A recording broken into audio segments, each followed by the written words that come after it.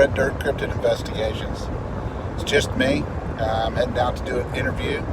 Headed back up to Kansas. Whoa, there can't be any cryptid activity in Kansas, right, Dorothy? Wrong. There's plenty.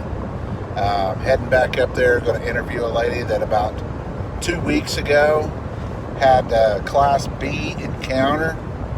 Kind of an unusual little encounter. Her and her son, they were out running around, and I guess you could say they got vocalized at. I'll let her tell that part of the story. But this location that they were at is at a river bridge on a tributary that ties back into, you guessed it, the Arkansas River. Okay, the Arkansas River. We've already had several reports up along the Arkansas River, up and down.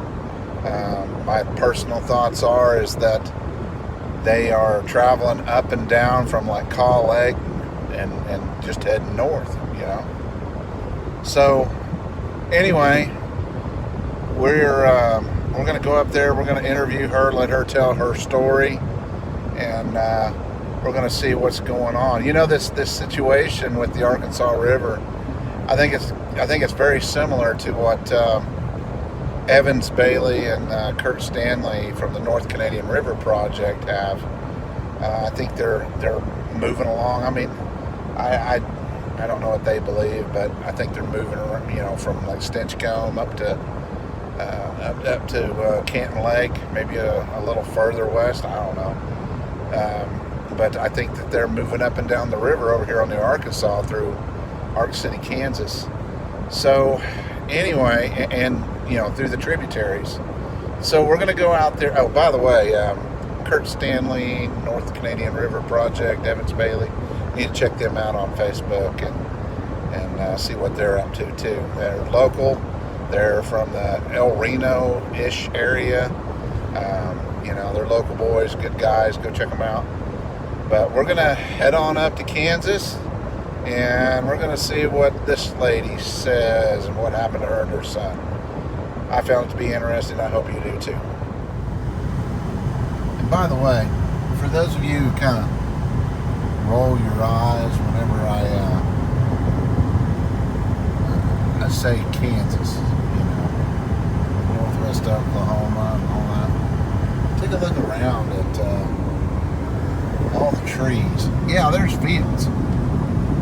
There's fields out here, but there's a lot of woods out here, a lot of cover, and there's a lot of water sources and rivers out here.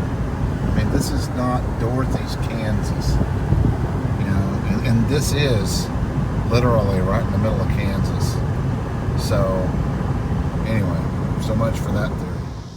So we were out here driving around, and we were playing a Randonautica game, which, let me try to briefly explain that. It's supposedly a quantum physics app that you try to come up with an intent, like say you want to look for a treasure, you want to find a ghost or abandoned house or money.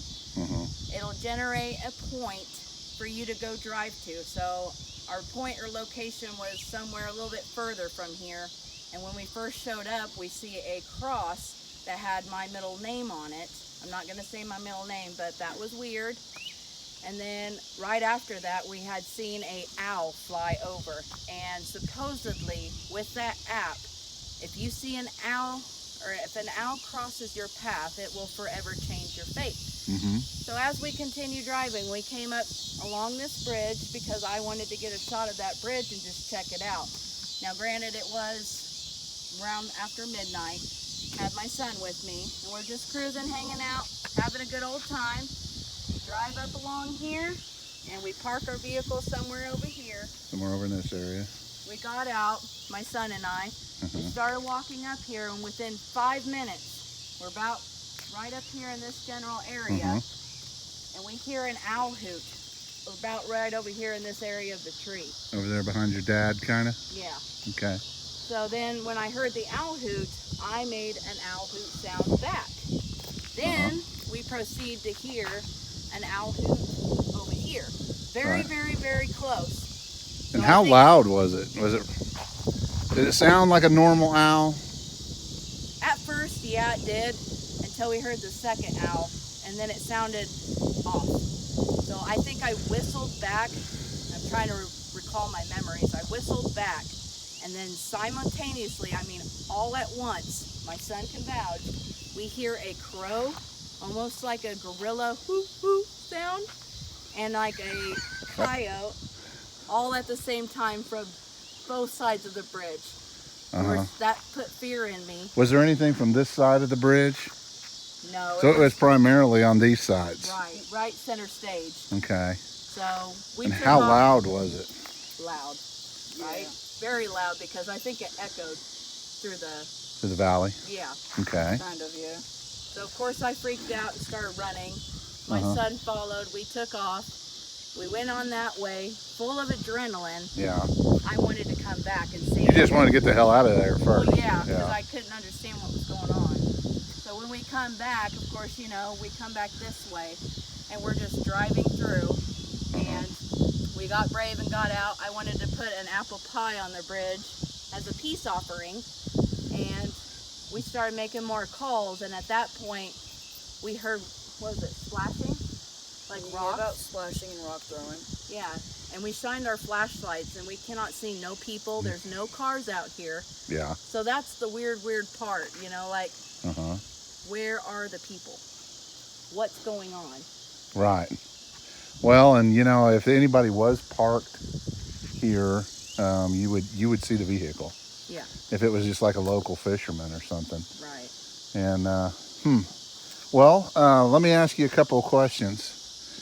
I'm gonna try to pin you down a little bit. This monkey sound that you said, did it start out as an owl and then morph into a hoo hoo hoo hoo The crow sound? was the first. Caw-caw! You know, like we heard that.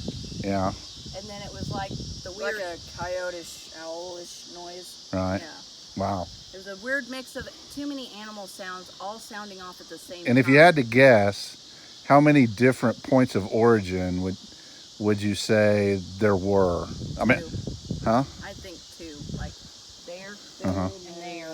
And it sounded like, you know, it's echoing down, but I wouldn't say that if there were creatures. If there were more, you couldn't really say that for 100%. No, but I do know there's more than one. Okay. Well, when they're coming from two different sides of the bridge, then Yeah. that does make it a little bit easier. Yes. Now, is that what you heard? I mean, is that how you would describe it? Because, you know, when something like that happens, you know, a lot of times people interpret things differently, right? So at what point did you get the impression that they were coming after you? Because you said that you thought that they were coming after It you. sounded more like they were just kind of coming towards us in this general direction. Letting us know that they were here, You know. I guess. Did you hear like any tree breaking or anything that sounded like something coming through the woods? It Or sounded like something moving through the trees, but that's about it. but it was the vocalizations getting louder? Yeah, and then, like I said, on that second return, and I don't know how deep it is out here, but it almost sounded like something was splashing or walking or tossing things in the water. It sounded like trying to intimidate us to get us to leave. Right. Because we came back, and I think they're like, oh no, who's Yeah. here?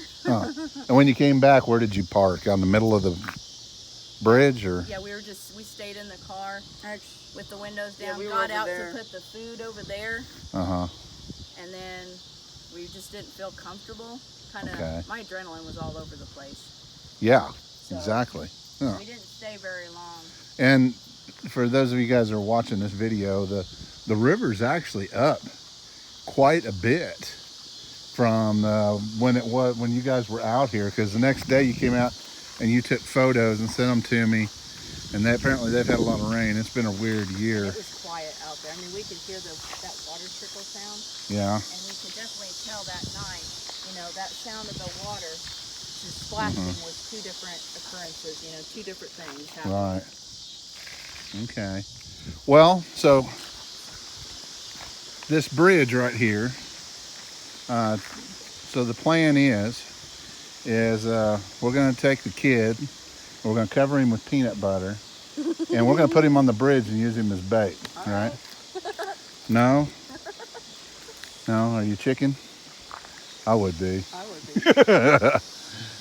All right. Well, let's snoop around and see what else we come up with. One thing that was mentioned that we didn't really get on tape was that whenever the creatures were screaming or roaring at them too, that they said they could actually feel the vibrations in their chest, which that's a lot of volume, a lot.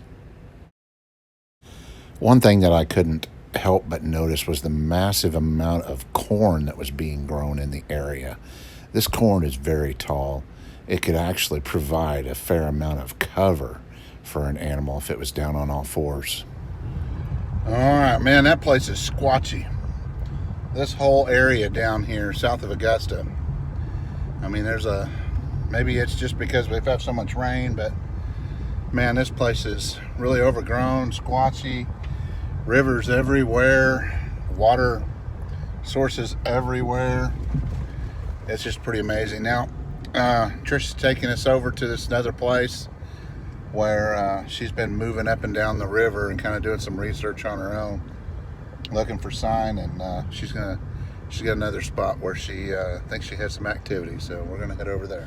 Side note, Scotty from Ark City's encounter happened right next to a cornfield as well. I can't help but wonder if it's a food source. The interweb. So we are out at this separate location out at the bridge. It's dark, well, twilight, I guess you would say. And I just happened to get out the thermals. I've got the Scout model out here that does not record. And there's something over here in the trees by the road that is showing white hot, and it is up in the trees, and it's long and tall. And I cannot show it to you because I did not bring my Seek thermal to attach to my phone, because if I had it, I would put it on and I would just start walking towards it recording. I know, but it was almost down, like the length of it. That's how much it moved. One whole length. Oh, just push any button. Just push any button on top. They're on top. Whatever that is, the length of it is down that much. It's really long. Yeah. It's not moving at all. But it had when I first looked, because it was almost right level with the roof of your car. And now it's up. I have no idea. Okay, look at that tree straight over there, because you can see the whole trunk. So, could that be trunk we're looking at? See, straight out there. No, it doesn't look the same, Dad. Straight out there. Okay, keep in mind, we just scanned that whole tree line. There are hundreds of trunks in there. If it was just a trunk, it left. It's gone. Let me see. Oh, poop. No, it's still there. Oh, okay, I was looking at the wrong spot. It's still there. Take a look and see if you see it's still there. I don't know what it. I It's just just a long white. Oh, I see it plain as day. Yeah. That don't look like looking at this. Dang, it does look like it's moving. Okay. Does it? Well, I'm trying to hold still. Yeah, it's hard.